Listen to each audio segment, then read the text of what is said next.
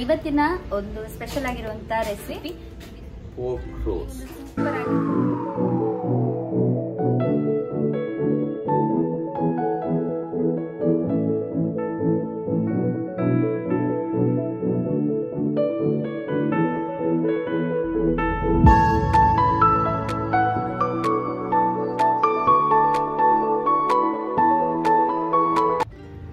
ಅದೇ ನೋಡಿ ಈ ತರ ಗಂಜಿಯ ಜೊತೆಗೆ ಹಾಕೊಂಡು ತಿಂದ್ರೆ ಸೂಪರ್ ಆಗ್ತದೆ.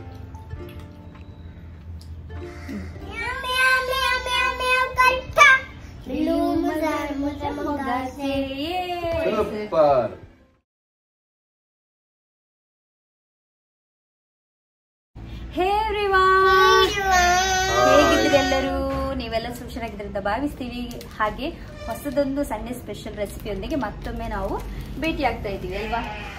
ಸೊ ಇವತ್ತಿನ ಒಂದು ಸ್ಪೆಷಲ್ ಆಗಿರುವಂತ ರೆಸಿಪಿ ನಿಮಗೆ ತಮ್ಮನೇಲಿ ನೋಡಿಯೇ ಗೊತ್ತಾಗಿರ್ಬೋದು, ಅದುವೇ ಸೂಪರ್ ಆಗಿರುವಂತಹ ರೆಸಿಪಿ. ಮಂಗಳೂರಲ್ಲಿ ನಾವು ಜಾಸ್ತಿಯಾಗಿ ಮಾಡುವಂಥದ್ದು ಮಂಗಳೂರಿನ ಅಥೆಂಟಿಕ್ ರೆಸಿಪಿ, ಅದರಲ್ಲಿ ಸಹ ಇದು ಒಂದು ಅಂತಲೇ ಹೇಳ್ಬೋದು. ಹಾಗೆ ತುಂಬಾ ಸೂಪರ್ ಆಗಿರುತ್ತೆ, ತುಂಬಾ ಮಂದಿಗೆ ಇದು ಇಷ್ಟ ಕೂಡ.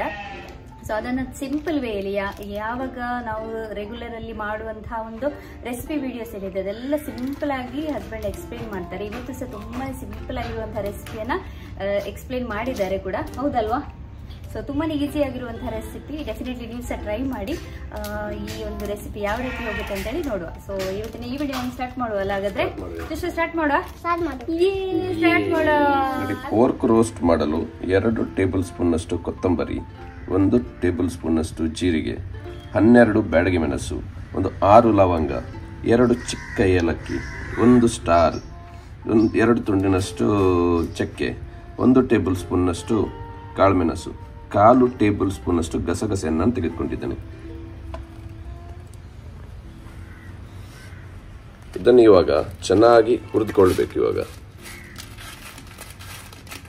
ಹುರಿದುಕೊಳ್ಳುವಾಗ ಈ ಮೆಣಸು ಜಾಸ್ತಿ ಕಪ್ಪಾಗಬಾರ್ದು, ಅದನ್ನು ತುಂಬ ಜಾಗ್ರತೆ ಮಾಡಬೇಕು. ಲೋ ಫ್ಲೇಮಲ್ಲಿ ಅಥವಾ ಮೀಡಿಯಂ ಫ್ಲೇಮಲ್ಲಿ ಇದನ್ನು ಫ್ರೈ ಮಾಡಿಕೊಳ್ಬೇಕು. ಕಪ್ಪಾದರೆ ಅದರ ಮಸಾಲ ಕೂಡ ಅಷ್ಟು ಚೆನ್ನಾಗಿ ಬರಲ್ಲ.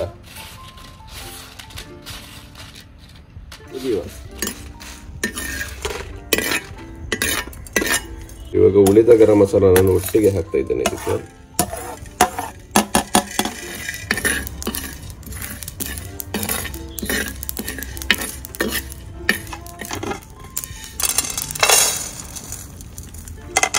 ಪೋರ್ಕ್ ರೋಸ್ಟ್ ಮಾಡಲಿಕ್ಕೆ ನಾನು ಇವಾಗ ಹುರಿದಿಟ್ಟಂಥ ಮಸಾಲನ್ನು ಚೆನ್ನಾಗಿ ಇದು ತಣಿದಾದ ಮೇಲೆ ಇದನ್ನು ನಾನು ಡ್ರೈ ಆಗಿ ಇದನ್ನು ಪೌಡರ್ ಮಾಡುವಂಥದ್ದು. ಇವಾಗ ನಾನು ಇದನ್ನು ಪೌಡರ್ ಮಾಡಿ ತರ್ತೇನೆ.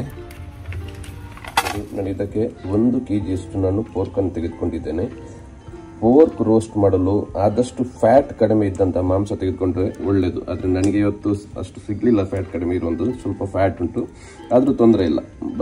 1 kg ನಾನು ಈ ಮಾಂಸಕ್ಕೆ ನೋಡಿ ಈ ಥರ ಕಟ್ ಮಾಡಿಕೊಂಡು ಚೆನ್ನಾಗಿ ತೊಳೆದು ನೀರೆಲ್ಲ ಕಂಪ್ಲೀಟ್ ಅದನ್ನು ಡ್ರೈ ಮಾಡಿಕೊಂಡು ನಾನು ಇವಾಗ ತೆಗೆದುಕೊಂಡಿದ್ದೇನೆ. ಇದಕ್ಕೆ ಇವಾಗ ಮ್ಯಾರಿನೇಟ್ ಮಾಡಲು ಬೇಕಾಗಲಿಕ್ಕೆ ನಾನು ರುಚಿಗೆ ಎಷ್ಟು ಬೇಕು ಅಷ್ಟು ಉಪ್ಪನ್ನು ನಾನು ಇವಾಗಲೇ ಸೇರಿಸಿಕೊಳ್ತಾ ಇದ್ದೇನೆ. 1 ಟೇಬಲ್ ಸ್ಪೂನ್ ಅಷ್ಟು ನಾನು ಅರಿಶಿನ ಹುಡಿಯನ್ನು ಹಾಕ್ತಾ ಇದ್ದೇನೆ. 2 ಟೇಬಲ್ ಸ್ಪೂನ್ ಅಷ್ಟು ವಿನೆಗರ್ ಇಂಪಾರ್ಟೆಂಟ್, ಇದನ್ನು ಯಾವತ್ತೂ ಕೂಡ ಮಿಸ್ ಮಾಡ್ಕೊಳ್ಬಾರ್ದು. ಪೋರ್ಕ್ ಅಥವಾ ಎಲ್ಲ ನಾನ್ ವೆಜ್ ಐಟಮ್ಗಳಿಗೆ ಜಾಸ್ತಿಯಾಗಿ ವಿನೆಗರ್ ಬೇಕೇ ಬೇಕು. ನಂತರ ನಾವು ರೋಸ್ಟ್ ಮಾಡಿ ಕಡಿದಿಟ್ಟಂತಹ ಮಸಾಲ ಪೌಡರ್ ಏನುಂಟು ಅದರಲ್ಲಿ 2 ಸ್ಪೂನನ್ನು ಈ ಹೊತ್ತಿನಲ್ಲಿ ನಾನು ಮ್ಯಾರಿನೇಷನ್ಗೆ ತೆಗೆದುಕೊಳ್ತಾ ಇದ್ದೇನೆ. 2 ಟೇಬಲ್ ಸ್ಪೂನ್ ಅಷ್ಟು ನಾನು ಇವಾಗಲೇ ಸೇರಿಸ್ಕೊಳ್ತಾ ಇದ್ದೇನೆ. ನೋಡಿ, 1 2 ರಿಂದ 3 ಬೇಸಿಲ್ ಲೀವ್ಸ್ ಇದನ್ನು ಕೂಡ ಸೇರಿಸಿಕೊಂಡು ಚೆನ್ನಾಗಿ ಇದನ್ನು ಕೈಯಲ್ಲೇ ಮ್ಯಾರಿನೇಷನ್ ಮಾಡಿಕೊಳ್ಬೇಕು. ಕೈಯಲ್ಲೇ ಮ್ಯಾರಿನೇಷನ್ ಮಾಡಿದಷ್ಟು ಚೆನ್ನಾಗಿ ಅದು ಮಿಕ್ಸ್ ಆಗಿ ಒಳ್ಳೆ ಮ್ಯಾರಿನೇಟ್ ಆಗಿ ಬರ್ತದೆ ಅದು. ಇದನ್ನು ಇಷ್ಟು ಚೆನ್ನಾಗಿ ಮ್ಯಾರಿನೇಟ್ ಮಾಡಿ 1 ಗಂಟೆ ಮಿನಿಮಮ್ 30 ನಿಮಿಷ, ಆದರೆ ನಾನು ಇವತ್ತು ಅದನ್ನು 1 ಅವರ್ ತನಕ ಹೀಗೇನೆ ಫ್ರಿಜ್ಜಲ್ಲಿ ಇಟ್ಟು ಬಿಡ್ತೇನೆ ನಾನು.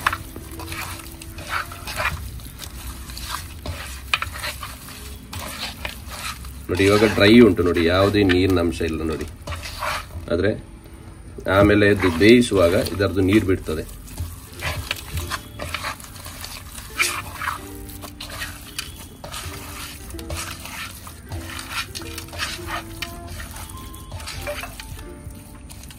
ಪೋರ್ಕಿಗೆ ಈ ಎಲೆ ಅಂತೂ ಹಾಕ್ಲೇಬೇಕು. ಇಜಿಂದ ತಪ್ಪು ಅಂತ ಹೇಳ್ತಾರೆ, ಇಜಿನ್ ತಪ್ಪು, ಕೊಂಕಣಿಯಲ್ಲಿ ತಿಕೆಬನ ಅಂತ ಹೇಳ್ತಾರೆ. ಕನ್ನಡದಲ್ಲಿ ಏನಂತ ನೀವು ಕಮೆಂಟ್ ಅಲ್ಲಿ ಹೇಳಿ, ನಮಗೆ ಏನ್ ಹೇಳ್ತಾರಂತ ಇದಕ್ಕೆ.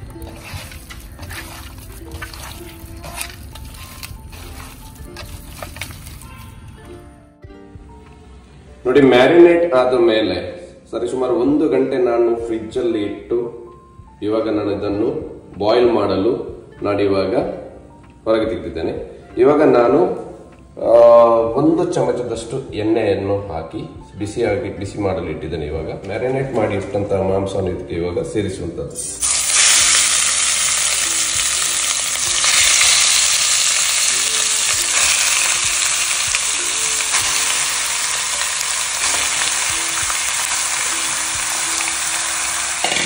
ಹೈ ಫ್ಲೇಮಲ್ಲಿ ಇದು ಕಂಟಿನ್ಯೂಸ್ ಆಗಿ ಈ ಥರ ಮಗ್ಚ್ತಾ ಇರಬೇಕು. ಇಲ್ಲಾಂತ ಹೇಳಿದರೆ ಇದು ಅಡಿಯಲ್ಲಿ ಆದರೂ ತಾಗಿದ್ರೆ ಮತ್ತು ಅದು ನಿಮಗೆ ಅಷ್ಟು ಒಳ್ಳೆ ಪರಿಮಳ ಎಲ್ಲ ಇರಲ್ಲ. ಸೊ ಅದಕ್ಕೋಸ್ಕರ ಭಾರಿ ಜಾಗ್ರತೆಯಿಂದ ಕಂಟಿನ್ಯೂಸ್ ಆಗಿ ಇದರದ್ದು ನೀರು ಬಿಡುವಾಗ ಈ ಥರ ಮಗ್ಚ್ತಾ ಇರಬೇಕು. ಒಂದು 10 ನಿಮಿಷ ಒಳ್ಳೆ ಬಂದ ಮೇಲೆ ಇವಾಗ ನೋಡಿ ಸ್ವಲ್ಪ ಇವಾಗ ನೀರು ಬಿಡ್ತಾ ಉಂಟು ನೋಡಿ. ಇದರದ್ದು ಈ ಥರ ಅದರದ್ದೇ ಮಾಂಸದ್ದೇ ಇವಾಗ ಎಣ್ಣೆ ಅಥವಾ ಅದರದ್ದು ನೀರಿನ ಅಂಶ ಬಿಡ್ತಾ ಉಂಟು. ಸೊ ಇನ್ನೂ ಅಡಿಯದು ತಾಗುವುದಿಲ್ಲ. ಸೊ ಇನ್ನು ಅದೇ ನೀರಲ್ಲಿ ಚೆನ್ನಾಗಿ ಮೀಡಿಯಂ ಫ್ಲೇಮಲ್ಲಿ ಇನ್ನು ಬೇಯಿಸುವಂಥದ್ದು. ಜಾಸ್ತಿ ಫ್ಲೇಮ್ ಇಟ್ಟು ಬೇಯಿಸಿದ್ರೆ ಏನಾಗುತ್ತೆ ಅಂತ ಹೇಳಿದರೆ ಅದರದ್ದು ನೀರು ಖಾಲಿ ಆಗುತ್ತೆ, ಮಾಂಸ ಬೇಯುವುದಿಲ್ಲ. ಸೊ ಅದಕ್ಕೋಸ್ಕರ ಇನ್ನು ನೆಕ್ಸ್ಟ್ ಏನು ಮಾಡಬೇಕಂತ ಹೇಳಿದರೆ ಮೀಡಿಯಂ ಫ್ಲೇಮಲ್ಲೇ ಇಟ್ಕೊಂಡು ಇದನ್ನು ಬೇಯಿಸುವಂಥದ್ದು. ನಾನು ಈ ಹೊತ್ತಿನಲ್ಲಿ ಅದಕ್ಕೆ ಒಂದು 15ರಿಂದ 20 ಕಾಳಿನಷ್ಟು ಬೆಳ್ಳುಳ್ಳಿಯನ್ನು ನಾನು ಸೇರಿಸ್ತಾ ಇದ್ದೇನೆ. ಇವಾಗ 2 ಇಂಚಿನಷ್ಟು ನಾನು ಶುಂಠಿಯನ್ನು ಕೂಡ ಇವಾಗಲೇ ಇದಕ್ಕೆ ಸೇರಿಸ್ತಾ ಇದ್ದೇನೆ. ನಾರ್ಮಲಿ ಆಗಿ ಬೆಳ್ಳುಳ್ಳಿ 2 ಪೀಸನ್ನು ಮಾಡಿ ಶುಂಠಿಯನ್ನು ಸಪೂರವಾಗಿ ನಾವು ಕಟ್ ಮಾಡ್ಕೊಳ್ತೇವೆ. ಸೊ ಅದೇ ಥರ ಚಾಪ್ ಮಾಡಿಕೊಂಡು ಈ ಹೊತ್ತಿನಲ್ಲಿ ಇದಕ್ಕೆ ಸೇರಿಸುವಂಥದ್ದು. ನೀರುಳ್ಳಿ ನಾನು ಇದಕ್ಕೆ ಸೇರಿಸುವುದಿಲ್ಲ. ಯಾಕಂತ ಹೇಳಿದರೆ ನೀರುಳ್ಳಿ ಇವಾಗ ಸೇರಿಸಿದರೆ ಅದಕ್ಕೆ ಅದರ ನೀರುಳ್ಳಿದ್ದೇ ತುಂಬ ನೀರು ಬಿಡಲಿಕ್ಕೆ ಸ್ಟಾರ್ಟ್ ಆಗ್ತದೆ. ಸೊ ಪೋರ್ಕ್ ರೋಸ್ಟ್ ಅಂತ ಹೇಳುವುದರಲ್ಲಿ ಮತ್ತೆ ಮೀನಿಂಗ್ ಇರುವುದಿಲ್ಲ.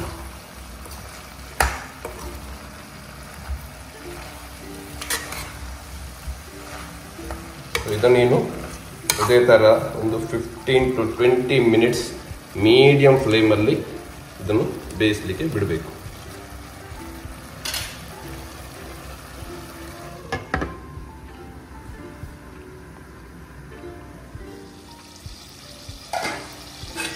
ನೋಡಿ, ಇವಾಗ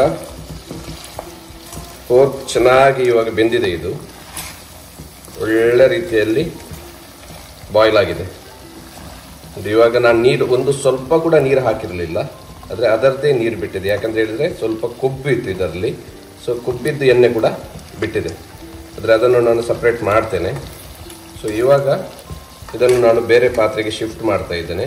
ಯಾಕಂತ ಹೇಳಿದರೆ ನೆಕ್ಸ್ಟ್ ಇದಕ್ಕೆ ಬೇಕಾಗಿರುವಂಥ ನೀರುಳ್ಳಿ ಎಲ್ಲ ಫ್ರೈ ಮಾಡಲಿಕ್ಕೆ ಉಂಟು.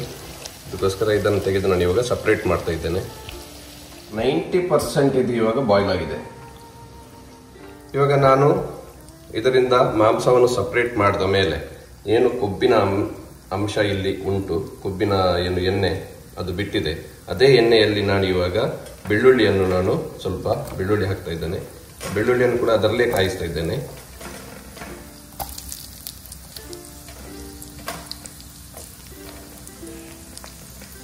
ಸ್ವಲ್ಪ ಜಿಂಜರನ್ನು ಕೂಡ ನಾನು ಈ ಹೊತ್ತಲ್ಲಿ ಇದಕ್ಕೆ ಸೇರಿಸಿಕೊಳ್ತಾ ಇದ್ದೇನೆ. 1.5 ಇಂಚಿನಷ್ಟು ಜಿಂಜರನ್ನು ಕೂಡ ಇದಕ್ಕೆ ಸೇರಿಸಿಕೊಳ್ತಾ ಇದ್ದೇನೆ. ಇವಾಗ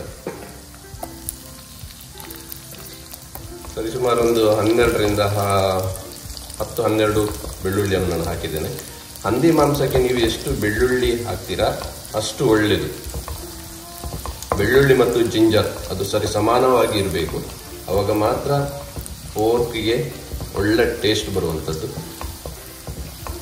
ಸೊ ಇದರದ್ದು ಇವಾಗ ಸಾಧಾರಣ ಹಸಿ ಸ್ಮೆಲ್ ಈಗ ಹೋಗಿದೆ. ಸೊ ಇವಾಗ ನಾನು ಇದಕ್ಕೆ ಒಂದು 2ರಿಂದ 3 ಕಾಯಿ ಮೆಣಸನ್ನು ಸೇರಿಸ್ತಾ ಇದ್ದೇನೆ. ನಿಮಗೆ ಸ್ಪೈಸಿ ಎಷ್ಟು ಬೇಕು ಅಷ್ಟನ್ನು ಮಾತ್ರ ನೀವು ಮ್ಯಾನೇಜ್ ಮಾಡ್ಕೊಳ್ಳಿ. ನಿಮಗೆ ಎಷ್ಟು ಸ್ಪೈಸಿ ಬೇಕು, ಯಾಕೆ ಆಲ್ರೆಡಿ ಅದಕ್ಕೆ ನಾವು ಮಸಾಲಾ ಪೌಡರ್ನನ್ನು ಮತ್ತೆ ಕೂಡ ಸೇರಿಸ್ಕೊಳ್ಳಿಕ್ಕೆ.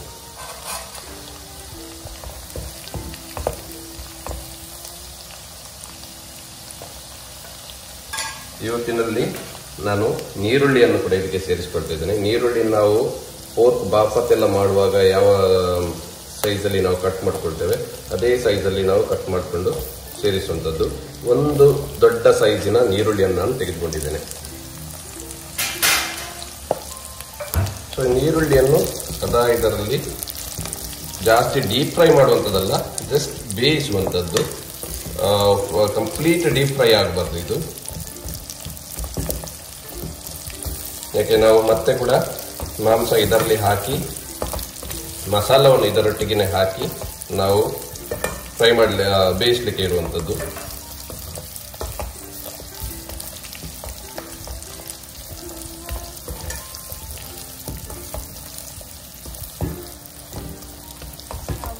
ಫೈನಲ್ ಏನು ಈ ಪೋರ್ಕ್ ರೋಸ್ಟ್ ಇದ್ದು ಫೈನಲ್ ಸ್ಟೇಜ್ ಏನಿದೆ ನೋಡಿ, ಅದನ್ನು ಹೊರಗಡೆ ಇಲ್ಲಿ ಒಲೆಯಲ್ಲಿ ಮಾಡ್ಕೊಳ್ಳೋಣ ಅಂಥೇಳಿ ನಾವು ತಂದಿದ್ದೀವಿ.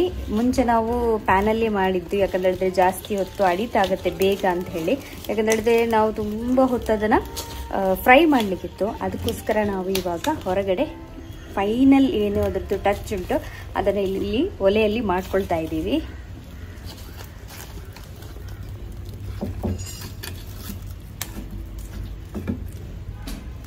ನಾನು ಆವಾಗಲೇ ಹೇಳಿದಾಗೆ ನಿಮಗೆ ಏನು ನೀರುಳ್ಳಿ, ನಂತರ ಕಾಯಿಮೆಣಸು, ಬೆಳ್ಳುಳ್ಳಿ, ಜಿಂಜರ್ ಏನು ನಾನು ಇದರ ಜೊತೆ ಕಾಯಿಸಿದ್ದೆ, ಅದನ್ನು ನಾನು ಇವಾಗ ಇದಕ್ಕೆ ನಾನು ಸೇರಿಸ್ಕೊಳ್ತಾ ಇದ್ದೇನೆ ಮಾಂಸಕ್ಕೆ. ಸೊ ನಾನು ಆಗಲೇ ಹೇಳಿದ ಹಾಗೆ ಆಲ್ಮೋಸ್ಟ್ ಪೋರ್ಕ್ ನಮ್ಮದು 90% ರೋಸ್ಟ್ ಆಗಿದೆ, ಇದು ಬಾಯ್ಲ್ ಆಗಿದೆ. ಸೊ ಇವಾಗ ಇದಕ್ಕೆ ಫೈನಲ್ ಆಗಿ ನಾವು ಸೇರಿಸಿಕೊಳ್ಳಿಕ್ಕಿರುವಂಥದ್ದು ನಾವು ಕಡಿದಿಟ್ಟಂತಹ ಮಸಾಲಾ ಪೌಡರನ್ನು ಕೂಡ ಇದೇ ಹೊತ್ತಲ್ಲಿ ನಾವು ಸೇರಿಸಲಿಕ್ಕೆ ಇರುವಂಥದ್ದು. ನೋಡಿ ಕಾಣ್ತಾ ಉಂಟು ನೋಡಿ. ನೀರುಳ್ಳಿ ಫಸ್ಟಿಗೆ ಸೇರಿಸ್ಕೊಳ್ಬಾರ್ದು, ಯಾಕಂದ್ರೆ ಅದರದ್ದು ನೀರು ಬಿಡುತ್ತೆ. ಸೊ ಇವಾಗ ನೋಡಿ, ಸೊ ಕಂಪ್ಲೀಟ್ ಆಗಿ ರೋಸ್ಟ್ ಆಗಿ ಬಂದಿದೆ. ಸೊ ನಾನು ಕಡಿದಿಟ್ಟಂಥ ಮಸಾಲನ್ನು ಕೂಡ ನಾನು ಇವಾಗಲೇ ಇದಕ್ಕೆ ಸೇರಿಸಿಕೊಳ್ತಾ ಇದ್ದೇನೆ.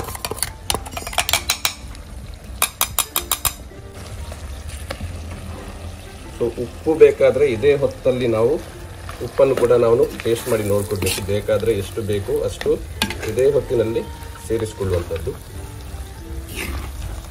ಕಲರ್ ನೋಡಿ, ಒಳ್ಳೆ ಕಲರ್ ಬಂದಿದೆ ನೋಡಿ. ಯಾವುದೇ ಆರ್ಟಿಫಿಷಿಯಲ್ ಕಲರ್ ನಾನು ಹಾಕಿಲ್ಲ ಅದಕ್ಕೆ. ಆರ್ಟಿಫಿಷಿಯಲ್ ಹೊರಗಿನ ಮಸಾಲಾ ಪೌಡರ್ ಯಾವುದು ಕೂಡ ಸೇರಿಸಲಿಲ್ಲ. ಮನೆಯಲ್ಲೇ ಮಾಡಿದಂತಹ ಕಡಿದಿಟ್ಟಂತಹ ಮಸಾಲ ಇದು ನೋಡಿ. ಇದು ಇವಾಗ ಲೋ ಫ್ಲೇಮಲ್ಲಿ ಅಥವಾ ಮೀಡಿಯಂ ಫ್ಲೇಮಲ್ಲಿ ನಾವು ಇದನ್ನು ಬೇಯಿಸುವಂಥದ್ದು. ನೋಡಿ, ಪೋರ್ಕ್ ರೋಸ್ಟ್ ಈಸ್ ರೆಡಿ. ಒಳ್ಳೆ ಕಲರ್ ಬಂದಿದೆ ನೋಡಿ. ಈ ಕಲರ್ ಯಾವಾಗ ಹೇಗೆ ಬಂತಂತ ಹೇಳಿದರೆ, ನಾವು ಕಡಿತಿಟ್ಟಂಥ ಮಸಾಲಾ ಪೌಡರನ್ನು ಲಾಸ್ಟ್ ಮೂಮೆಂಟಿಗೆ ಸ್ವಲ್ಪ ಸೇರಿಸಿದ್ವಿ ನೋಡಿ, ಅದರದ್ದು ಎಫೆಕ್ಟ್ ಇದು. ಅದಕ್ಕೋಸ್ಕರ ಒಳ್ಳೆ ರೀತಿಯಲ್ಲಿ ಇದು ಕಲರ್ ಕೂಡ ಚೆನ್ನಾಗಿ ಬಂದಿದೆ ನೋಡಿ. ಒಳ್ಳೆ ರೀತಿ ಕಲರ್, ಎಷ್ಟು ಒಳ್ಳೆ ಕಲರ್ ಬಂದಿದೆ ನೋಡಿ. ಸೊ ಇದಕ್ಕೆ ಇವಾಗ ನಮ್ಮದು ಇವಾಗ ಪೋರ್ಕ್ ರೋಸ್ಟ್ ರೆಡಿ ಆಗಿದೆ. ಸೊ ಫೈನಲ್ ಆಗಿ ಅದಕ್ಕೆ ಗಾರ್ನಿಷ್ ಮಾಡಲಿಕ್ಕೆ ನಾನು ಸ್ವಲ್ಪ ಕರಿಬೇವಿನ ಸೊಪ್ಪನ್ನು ನಾನು ಇದಕ್ಕೆ ಸೇರಿಸ್ಕೊಳ್ತಾ ಇದ್ದೇನೆ. ಬೇಕಾದರೆ ಬೇರನ್ನು ಕೂಡ ಸೇರಿಸ್ಕೊಳ್ಬೋದು, ಕೊತ್ತಂಬರಿ ಸೊಪ್ಪು ಅಥವಾ ಏನು ಬೇಕಾದರೂ ಸೇರಿಸ್ಕೊಳ್ಬೋದು. ನಮ್ಮದು ಪೋರ್ಕ್ ರೋಸ್ಟ್ ಈಸ್ ಪರ್ಫೆಕ್ಟ್ಲಿ ರೆಡಿಯಾಗಿದೆ ನೋಡಿ. ಸೂಪರ್ ಆಗಿದೆ ಅಲ್ಲ.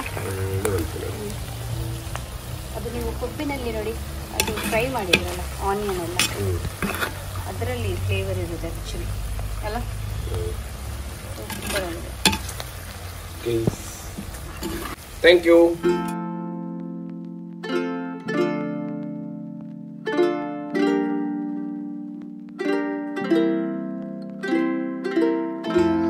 ಓಕೆ, ನಮ್ಮದು ಪೋರ್ಕ್ ಹಂದಿ ಮಾಂಸದ್ದು ರೋಸ್ಟ್ ಏನಿದೆ ನೋಡಿ, ಅದಿಲ್ಲಿ ರೆಡಿಯಾಗಿದೆ ನೋಡ್ಬೋದು.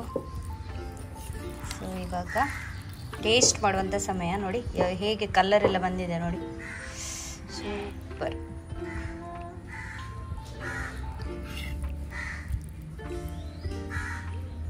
ಯಾವ ರೀತಿ ರೆಡಿಯಾಗಿದೆ ಅಲ್ಲ, ಸೂಪರಾಗಿ ಕಾಣಿಸ್ತಾ ಉಂಟು ಕಲರ್ ಎಲ್ಲ. ವಾವ್. ಇವಾಗ ಈ ಪೋರ್ಕ್ ರೋಸ್ಟ್ ಏನಿದೆ ನೋಡಿ ಅದನ್ನ ಟೇಸ್ಟ್ ಮಾಡೋದು ಸಮಯ.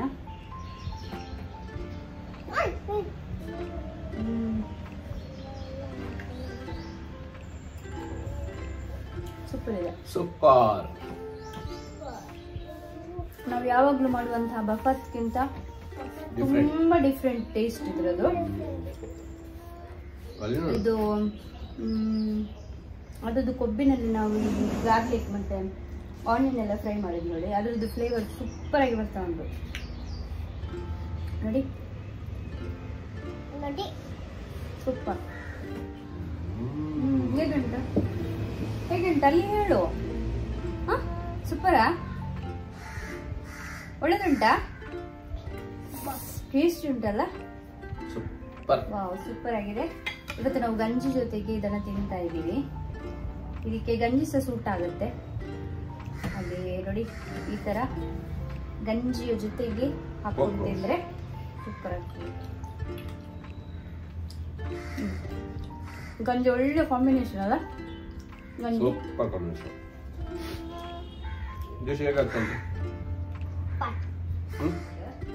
ಈಗ ಜೋಶ್ವಾ ನಮ್ಗೆ ಎಂಟರ್ಟೈನ್ ಮಾಡ್ಲಿಕ್ಕೆ ಒಂದು ಸಾಂಗ್ ಅನ್ನ ಹಾಡ್ತಾ ಇದ್ದಾನೆ. ಸೊ ನಿಮ್ಮ ಬೆಸ್ಟ್ ವಿಶಸ್ ಅನ್ನ ಕೊಡಿ ಜೋಶ್ವನಿಗೆ. Okay Joshua, ready? Ready? Okay ready.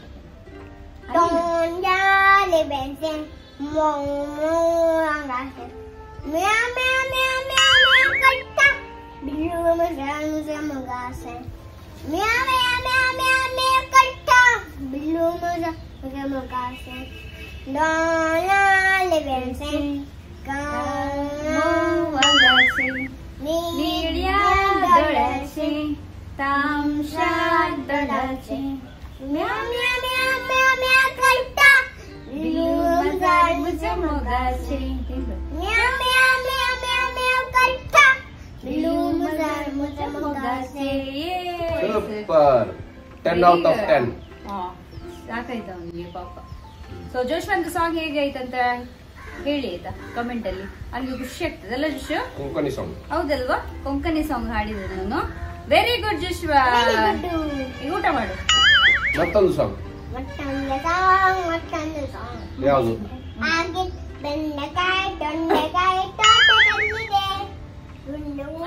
So ನೀವು ಸಹ ಡೆಫಿನೆಟ್ಲಿ ಟ್ರೈ ಮಾಡಿ ಈ ರೆಸಿಪಿಯನ್ನ. ಹಾಗೆ ನಿಮ್ಗೆ ಯಾವ ರೀತಿ ಬಂದಿತ್ತು ಈ ರೆಸಿಪಿ ಅಂತ ಹೇಳಿ. ಹಾಗೆ ಯಾರೆಲ್ಲ ಪೋರ್ಕ್ ಅನ್ನ ತುಂಬಾ ಇಷ್ಟಪಡ್ತೀರಿ ನೋಡಿ, ಡೆಫಿನೆಟ್ಲಿ ನಮ್ಗೆ ಕಾಮೆಂಟ್ ಅಲ್ಲಿ ತಿಳಿಸಿ. ತುಂಬಾ ಮಂದಿಗೆ ಇಷ್ಟ ಆಗುತ್ತೆ. ನಮ್ಗೆ ಸ್ಪೆಷಲಿ ಕ್ರಿಶ್ಚಿಯನ್ಸ್ ನವರಿಗೆ ಇದು ತುಂಬಾ ಇಷ್ಟ. ಅದಕ್ಕೋಸ್ಕರ ಸ್ವಲ್ಪ ವೆರೈಟಿಯಲ್ಲಿ ತೋರಿಸುವ ಅಂತೇಳಿ ಇವತ್ತಿದ್ದನ್ನು ನಾವು ಟ್ರೈ ಮಾಡಿದೀವಿ. ಹೋಪ್ ನಿಮ್ಗೆ ಇಷ್ಟ ಆಗಿರ್ಬೋದು ಅಂತ ಭಾವಿಸ್ತೀನಿ. ಇನ್ನು ನಮ್ಮ ಲಂಚ್ ಅನ್ನ ನಾವು ಎಂಜಾಯ್ ಮಾಡ್ತೀವಿ. ಸಿಗ್ತೀವಿ ನಿಮಗೆ ಇನ್ನು ನಮ್ಮ ಬರುವಂತ ನೆಕ್ಸ್ಟ್ ವಿಡಿಯೋದಲ್ಲಿ. ಅಲ್ಲಿ ತನಕ take care, bye bye and subscribe. Thank you for watching. Bye bye. Bye bye.